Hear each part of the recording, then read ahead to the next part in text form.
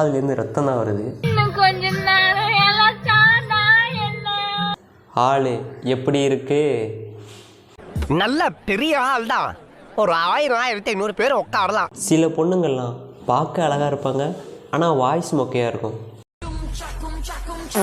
அதே மாதிரி சில பொண்ணுங்க வாய்ஸ் அழகாக இருக்கும், ஆனால் பார்க்க படு மொக்கையாக இருப்பாங்க. தங்காதுரை ஒரு அளவுக்கு மேலே பண்ண. ஆனால் என்னோட அக்கா பார்க்கவும் அழகாக இருக்காங்க, வாய்ஸும் அழகாக இருக்குன்னு தான் நினைக்கிறேன். அழகா இந்த மாதிரி அழகான அக்காங்களையெல்லாம் பாபா எங்கே தான் ஒழிச்சு வச்சுருக்காருன்னே தெரியலை. பாபாக்கிட்டே போய்ட்டு கேட்டேன். அதுக்கு பாபா என்ன சொன்னார் தெரியுமா? அதை நீங்களே பாருங்கள்.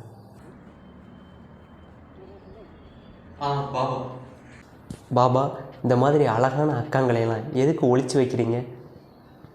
வாழை ஒத்திக்கு ஒத்திக்கு போட்டு பார்க்கும்ல.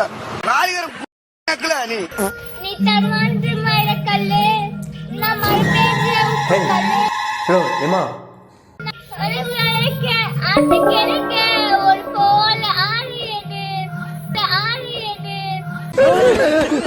ஏதோ 8 கட்டையில் பாட்டு பாடின மாதிரி அக்காவோட ரியாக்ஷனை பாருங்களேன். பாருங்க.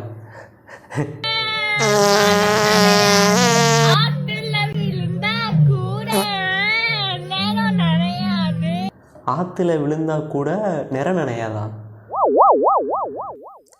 அக்கா தண்ணி போட்டிருப்பாங்கன்னு நினைக்கிறேன். அதான் வாய்ஸ் வளருது. போதை தெளிஞ்சா எல்லாம் சரியாயிடும். நம்ம வேற பாட்டு பாடின வீடியோ பார்க்கலாம் வாங்க.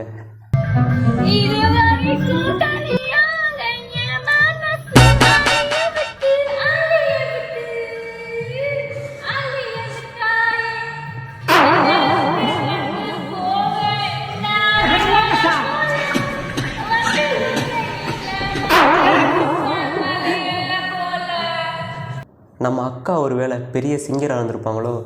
அவங்க பாட்டு பாடி பாடி டயர்டாகி நைட்டு தூங்கிட்டு இருக்கும்போது அவங்க அம்மா அப்பா 2 பேரும் பக்கத்தில் படுத்திருப்பாங்க. அப்போ அக்கா குரட்டை வருதை பார்த்துட்டு ஏதோ வாயில் அடைச்சிக்கிட்டு இருக்கு அப்படின்னு அவங்க அப்பா அம்மா நினச்சிருப்பாங்க. ஓடி போயிட்டு அவங்க அம்மா பாத்ரூமில் பெனாயிலெல்லாம் ஊற்றுனா அரிச்சிக்கிட்டு போகும்ல டாய்லெட்டில், அது மாதிரி ஒரு பெனாயில் எடுத்து அக்காவோட வாயில் புடலை வச்சு அதில் ஊற்றிருப்பாங்கன்னு நான் நினைக்கிறேன். ஏன்னா பார்க்க ஒரு அழகாக இருக்காங்க, அவங்க வாய்ஸும் அழகாக தான் அமைஞ்சிருந்துருக்கணும். இப்படி ஆகிருக்குன்னா ஏதோ ஒன்று பண்ணியிருக்காங்க, ஏதோ நடந்திருக்கு. அதனால தான் அக்காவோட வாய்ஸ் இந்த மாதிரி ஆகிருக்கு. இதாங்க தாறுமாறாக இருந்துச்சுங்க. ஆனால் சிரிப்பாக வருது. வால்யூம் கம்மியாக வச்சா சிரிப்பு வருது. அதே வால்யூம் கொஞ்சம் அதிகமாக வச்சிங்கன்னு வச்சிங்களேன், காதுலேருந்து ரத்தம் தான் வருது.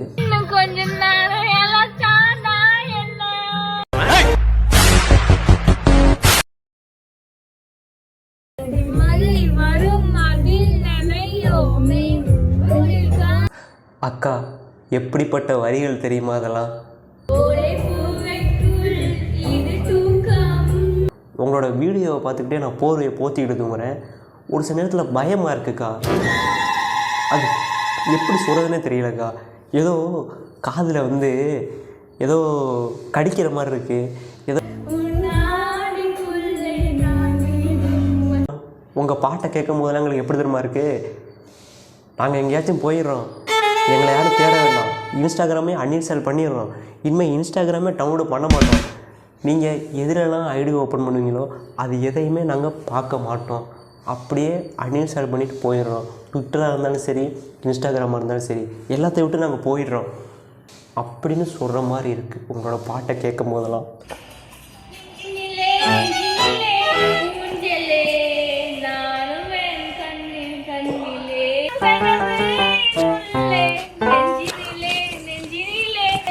நெஞ்சினிலே நெஞ்சினிலே என் குஞ்சிலே உங்கள் பாட்டு பாதித்ததே, என் குஞ்சிலே உங்கள் பாட்டு பாதித்ததே.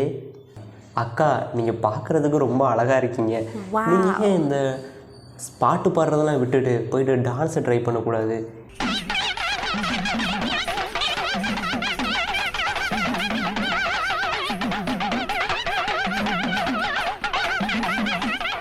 ஏன்னா நீங்கள் பாட்டு பாடுறதுனால நிறையா பேருக்கு நிறைய பிரச்சனைலாம் வருது. மனப்பிரச்சனை மனநல பிரச்சனைலாம் நீங்கள் பாட்டு பாடுறத விட்டுட்டு நம்ம ஏன் டான்ஸ் ட்ரை பண்ணக்கூடாது? அது உங்களுக்கு நல்லது, எங்களுக்கு நல்லது, ரீல்ஸ் பார்க்குற சமூகத்துக்கு ரொம்ப ரொம்ப நல்லது.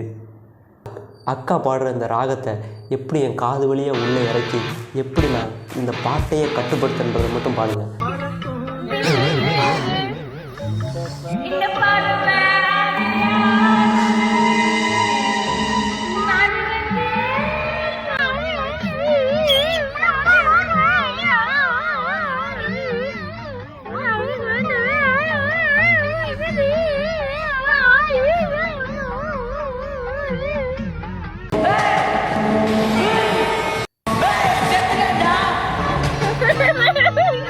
எதுக்குடா அந்த பொண்ணை இப்படி கலாய்க்கிற? அந்த பொண்ணோட வாய்ஸ் தானே அப்படி இருக்குது, அதுக்கு அந்த பொண்ணு என்ன பண்ணும் அப்படின்னு நீங்கள் நினைக்கிறது புரியுது. நான் அந்த பொண்ணை ஒன்றும் அதிகமாக கலாய்க்கலை. இதே ஒரு பையன் இந்த மாதிரி பாட்டு பாடியிருந்தானா அவனை என்ன கேட்பேன் தெரியுமா? காலையில் இட்லி தோசை தான் சாப்பிட்றியா இல்லை பிஎல் திங்கிறாடா இந்த பொழப்புக்கு 4 பேர்கிட்ட மூத்திரத்தை வாங்கி கொடுக்கலாம் கூட திகோலா பையா அப்படின்னு கேட்பேன்.